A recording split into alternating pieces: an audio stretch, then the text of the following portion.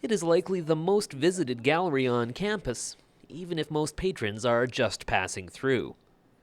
This humble hallway in the Murray Building has been turned into prime exhibition space, showing off items from the U of S archives and special collections that rarely, if ever, see the light of day. And it's nice for us to be able to open them up a bit for students going through, hopefully encouraging them in terms of what they might do for research. Most recently, the department has delved into its collection to examine the history of printmaking, going back several centuries and featuring works published by Erasmus and the Church of England, among others, in the Link Gallery. And it's really fun to watch people walk down the hall.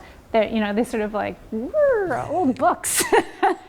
Gibson says these works aren't just beautiful, but also historically significant, calling the process and the way images were combined with text a great social equalizer. It was a way for the common man to have access to a lot of things that would have otherwise stayed with the aristocracy.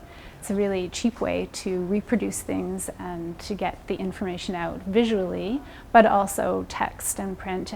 It changed literacy. The importance of this method of communication is perhaps best illustrated by the story of a missionary who went to great lengths to communicate with members of the Cree First Nation. So he carved out, made his own blocks from melting down tea boxes, and then created or made the ink himself and then printed on birch bark. While some of the items carry great social significance, others have been included because they are, well, interesting.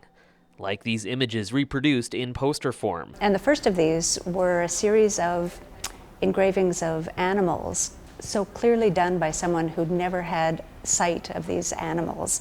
So they become kind of bizarre creatures in a way. In addition to looking at ancient works, created back when our province was just part of an ill-defined blob on a 17th century map, the exhibition highlights more recent local work. It took about 2 years for the show to come to fruition, in part because of the wealth of material in the collection. Part of it was just once we found all this material, taking the time to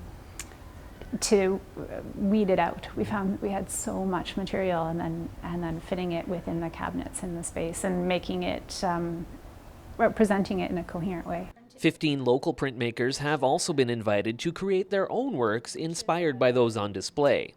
They will be shown when the exhibition spreads to the Snellgrove Gallery on campus next month. For Campus Life, I'm Simon Hyatt.